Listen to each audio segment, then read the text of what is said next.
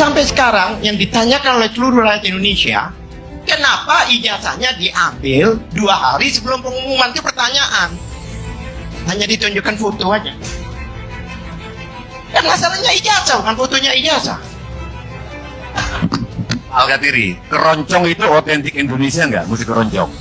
Menurut Al-Gatiri, keroncong. Itu campuran dari Spanyol, dari India, dari sebagian dari Arab. Wayang juga ada pengaruh Arab, Cina, tapi otentik Jawa. Ya, tapi waktu diperiksa wayangnya harus dihadirkan. Bukan foto wayangnya.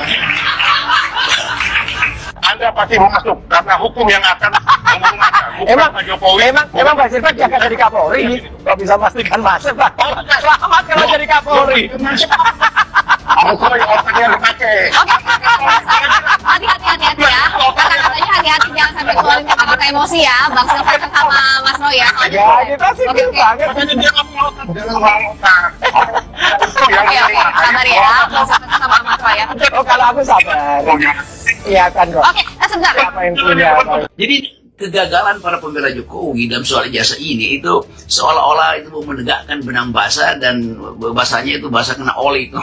Nah, coba dan negakin benang basah kena nggak pernah kering itu. Jadi kemampuan berpikir dari mereka yang membela Jokowi akhirnya dipertontonkan dalam bentuk kedunguan karena berupaya untuk membela sesuatu yang bahkan membuat kalimat sederhananya udah nggak bisa. Tetapi mereka harus ada tuh di depan kamera karena demi Jokowi kan.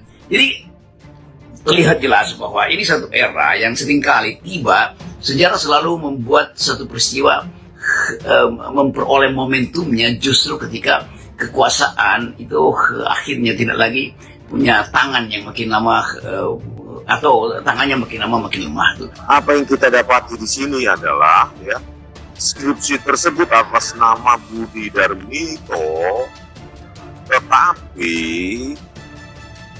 itu diketik dengan ketik manual.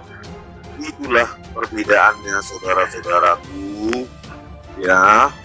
Skripsi atas nama Budi Darmito ini ya, nomor induk 1968 KT ya, yang lulus dari Fakultas Kehutanan UGM tahun, bahkan di sini spesifik ya, Oktober 1985. Itu lembar pengesahan skripsinya, sama-sama UGM, sama-sama Fakultas Kehutanan, tetapi lembar pengesahan skripsinya terkait dosen pembimbingnya itu diketik manual. Itulah teknologi pada tahun 1985. Itulah normalitas yang terjadi. Kan sudah saya bandingkan ke lembar pengesahan skripsi sejumlah dokumen lain ya, dari UII juga sudah saya tampilkan kan, dari UII. Nah, dari UII ini tahun 88, Universitas Islam Indonesia atas nama Sahrizal, Fakultas Hukum, 6 Mei 1988 ya.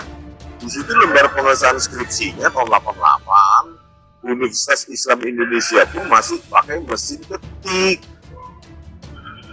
Pertanyaannya adalah, mengapa di lembar pengesahan Joko Widodo, lembar pengesahan skripsi Joko Widodo itu ya, kenapa pakai word processor modern dengan teknologi string adjustment yang sangat kompleks ya, sehingga dia rata tengah sempurna, dots per incinya sangat tinggi. Ini loh yang saya apakan. Jadi saya bukan atas nama kebencian ya.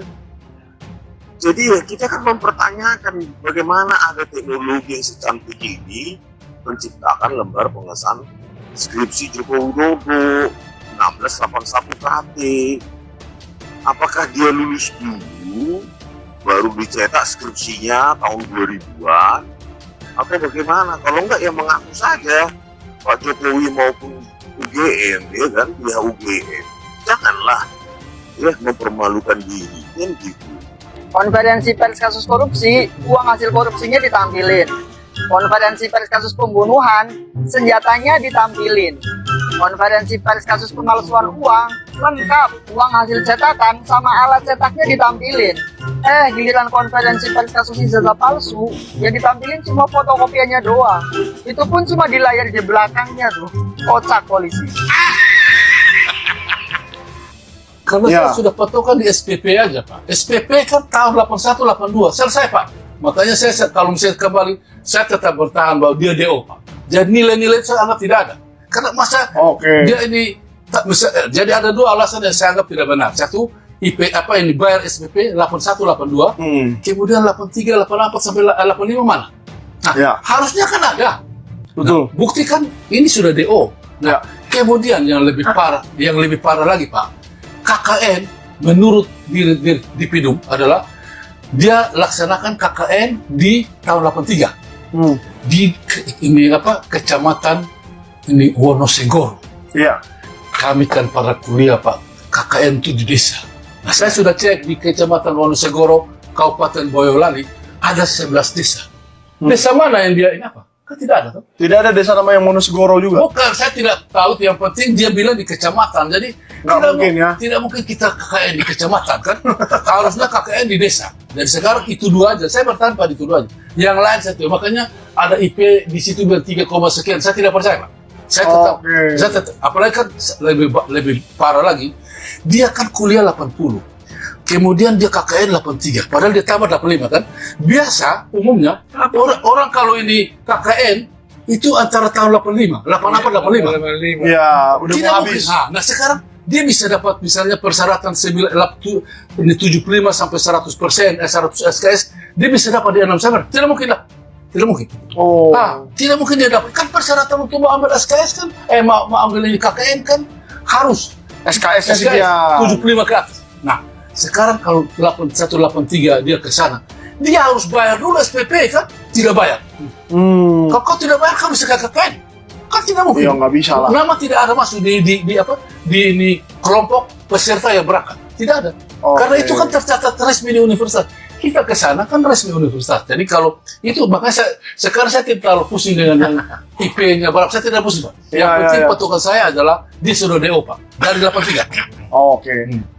Saya tidak mau mengatakan bahwa ijazah Pak Mulyono itu adalah palsu. Dan cuman saya mau mengoreksi bahwa foto yang ada di dalam ijazah yang sudah viral tersebut ya, itu bukan foto Pak Jokowi, melainkan foto-foto orang ini.